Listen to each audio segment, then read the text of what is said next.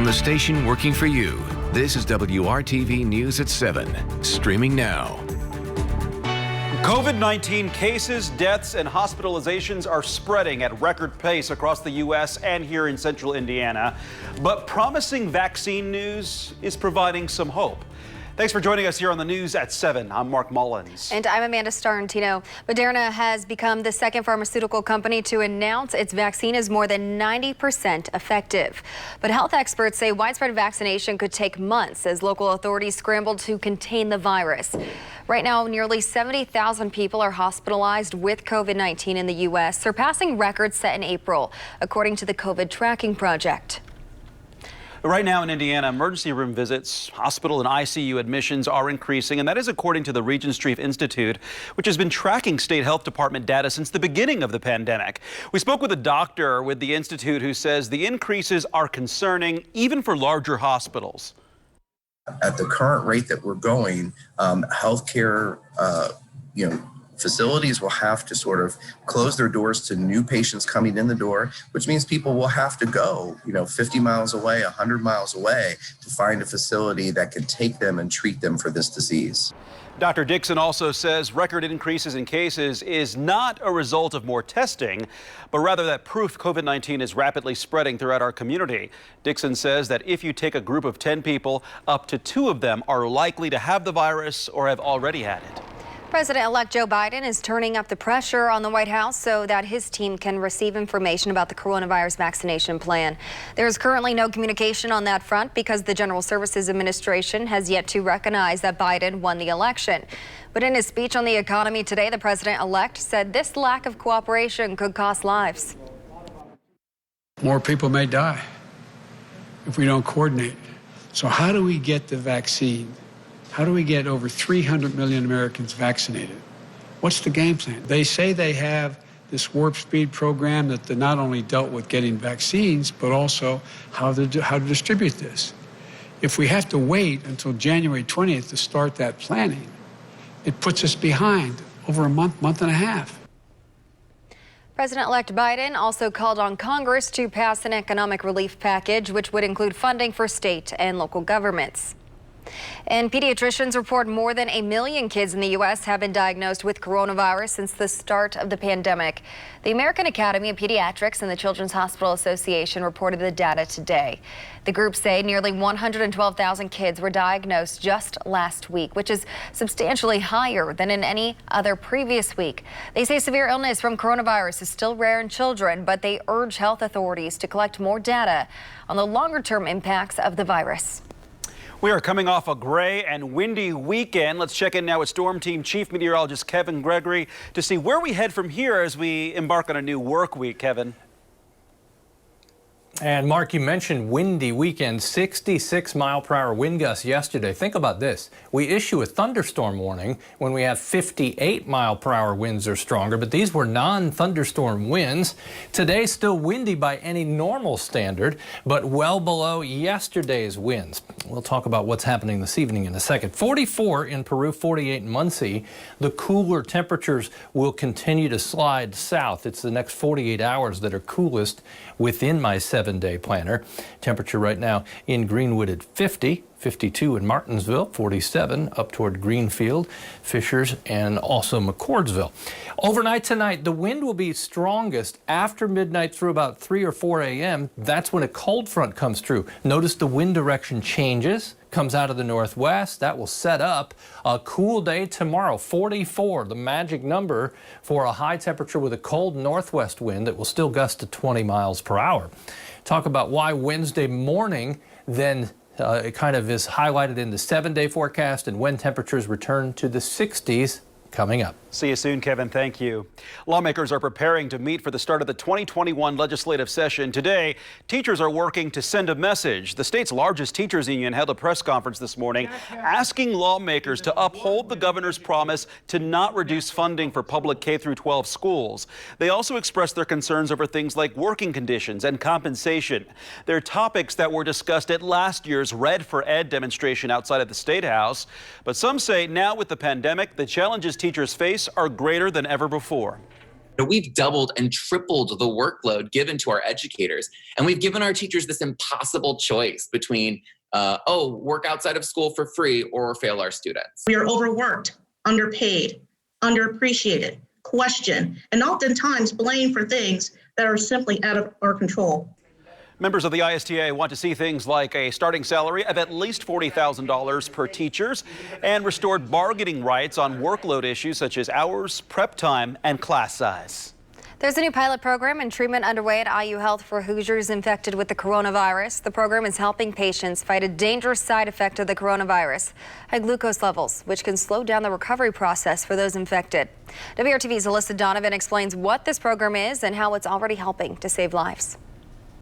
The pilot program at IU Health Methodist Hospital involves patients getting one of these, a continuous glucose monitor. It's placed on a patient's body. It has a catheter. It senses the glucose all the time and sends it to a remote reader.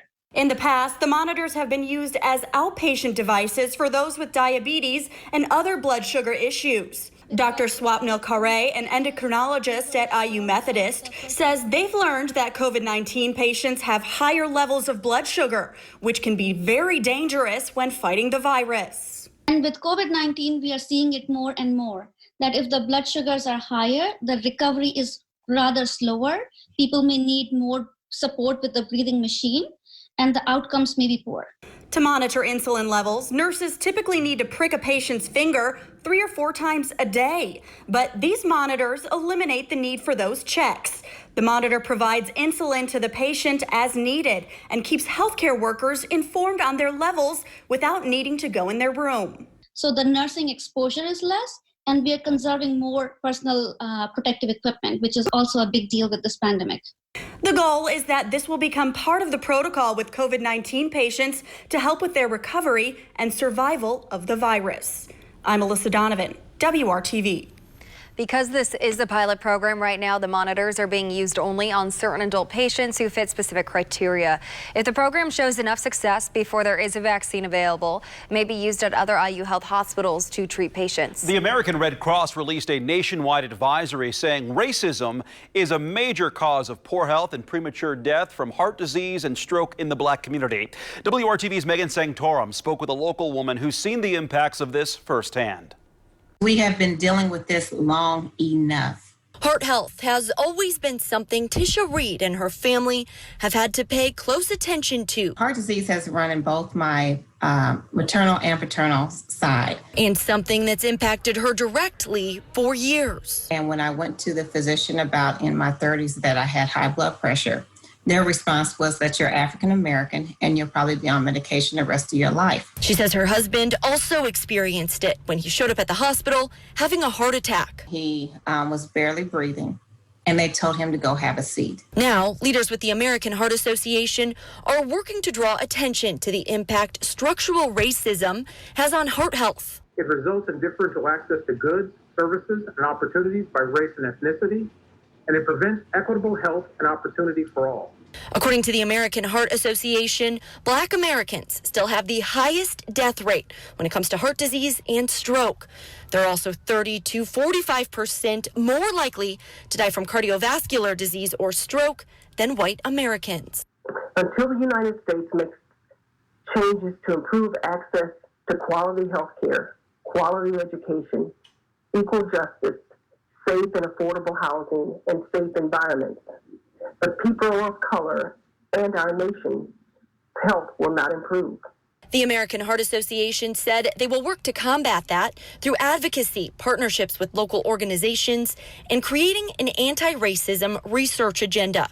Reed said she supports that, and she would also like to see implicit bias training for healthcare providers and more minorities in leadership positions. I don't want anyone else to experience what I experienced by being told just because I'm Black that that's the way it is. Working for you, Megan Sanctorum, WRTV.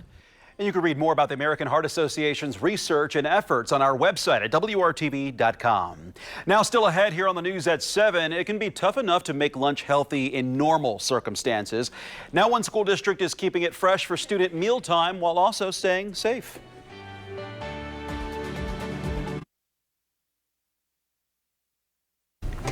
Many school districts have been using virtual learning to slow down the spread of COVID-19. That means school breakfasts, lunches, and cafeterias look different, and food service directors are working to adapt. With Indiana Grown, our Lauren Casey takes a look at how one local district is still incorporating fresh local choices while making the process safe for students and staff.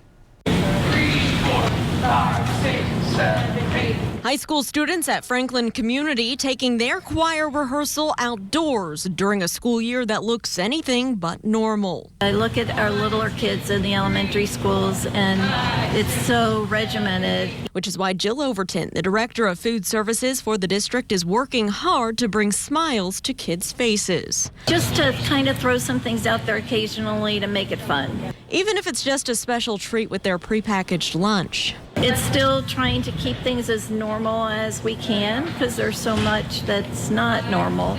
Normally, Overton, who oversees all aspects of the Grizzly Cubs' food in their 8 school buildings, puts a strong focus on locally grown fresh foods. And here in Johnson County, connecting with their agricultural roots is an important part to the food service plan in Franklin Community Schools. In her position, she's tasked with menu planning, nutritional analysis, staffing, hiring, training, and communicating with the Department of Ed. The last 3 school years, we pretty much exclusively purchased apples locally from the Apple Works. Salad bars were huge in our 8 schools. We did purchase locally from a farm in Morgantown. We had some artisan lettuces that we added in. And she's still trying her best to shop local when she can. Prairie Farms. We still contract with Prairie Farms. Prairie Farms is local. Plus, the pandemic adds new challenges to the dining experience. Pretty much everything we can is prepackaged to keep it safe. We want parents to know that we are doing everything we can to keep the kids safe as well. She says sanitation is nothing new to her department, but their usual practice of customized meals and salad bars has now turned into pre-wrapped meals and more grab and go. And she's working with new guidelines that extend the free summer meal program for students through the end of the year through the USDA. I think it's a great opportunity for those who might have still been struggling a little bit to have a little breathing space. And that was our WRTV's Lauren Casey reporting. Virtual learners can also sign up for those meals for both breakfast and lunch. That extension for free meals goes for all public schools in the state, so reach out to your child's school if you have any questions. For a look back at all of our stories with Indiana Grown, head to WRTV.com/rebound. Kevin. Here they are, Amanda, the coldest temperatures in my 7-day forecast Wednesday morning. Lower to middle 20s. We'll talk about our dry stretch and what happens after Wednesday morning coming up.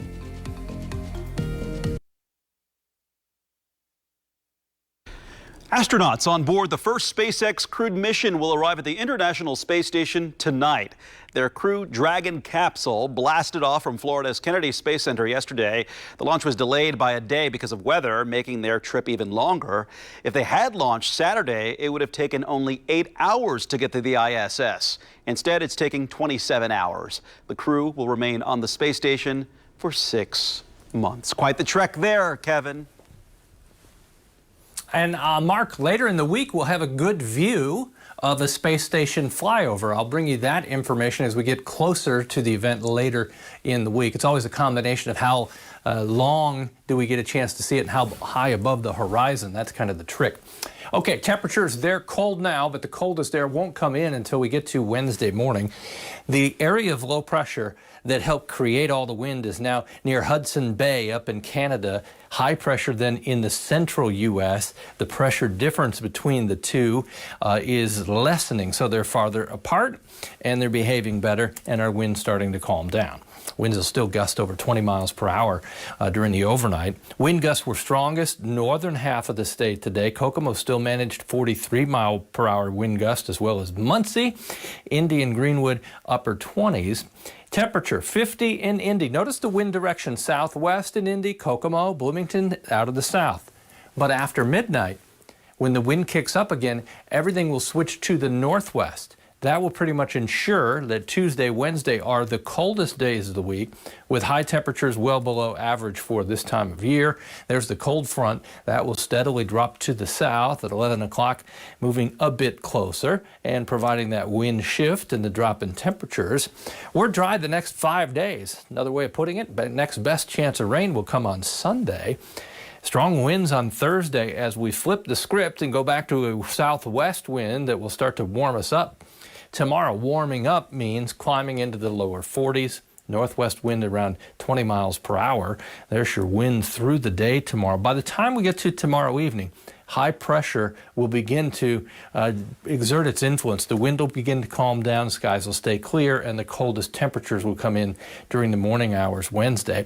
Highs tomorrow from around 40, Logansport, Peru, Monticello, Delphi and Marion, to the lower to middle 40s as you come down toward I-70 and then the southern portion of the state, just a little bit warmer, but we all have that in common, staying in the 40s for highs. Notice Thursday and Friday, it's quick turnaround from a cold day Wednesday back into the 60s Thursday and Friday. As you look at the 7-day forecast, there's our chance for rain on Sunday along a cold front, which will knock our temperatures back into the 40s for highs a week from today. But beyond this, as we look at the longer range forecasts, they continue to show above average temperatures. So we may do the same thing we're doing this week, have a couple cool days followed by a relatively mild stretch. We can do that. All right, thanks, Kevin. A popular central Indiana venue known for its smooth sounds was back in business this weekend with some safety changes. WRTV's Cameron Riddle takes us there.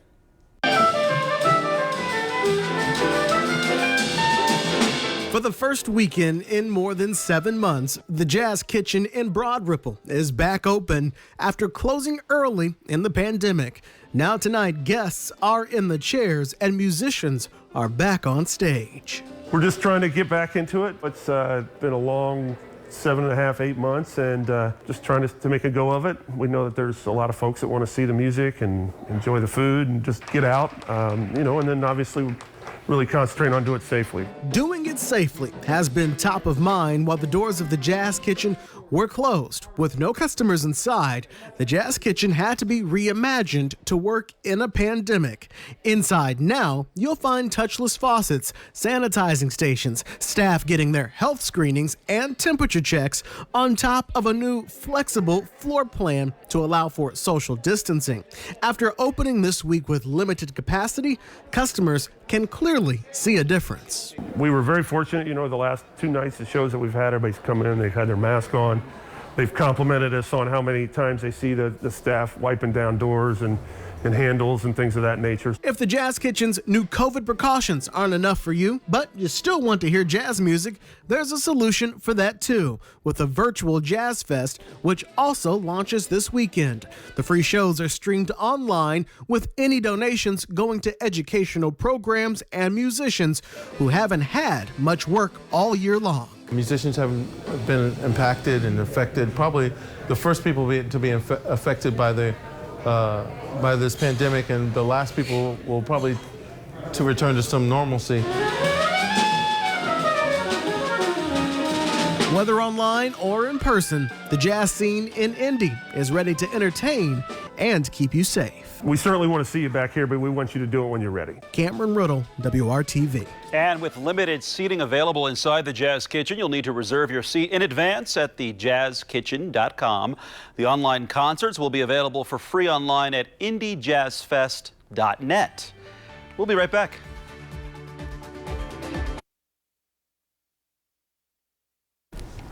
The WRTV Toy Drive is here. This is our 20th year of helping to make sure that every child has a new toy this holiday season. Because of the pandemic, we will not be collecting toys here at the station, but we are taking your donations of new unwrapped toys at any Central Indiana youth store location. You can also make a financial donation at WRTV.com/Toy Drive. And I say thank you for the last 2 decades for sure. Much appreciated. Temperatures in the morning in the 30s. We're dry through the day with some sunshine. Hey, thanks for choosing WRTV. We hope you have a great evening, and we'll see you back here tonight at 11 o'clock.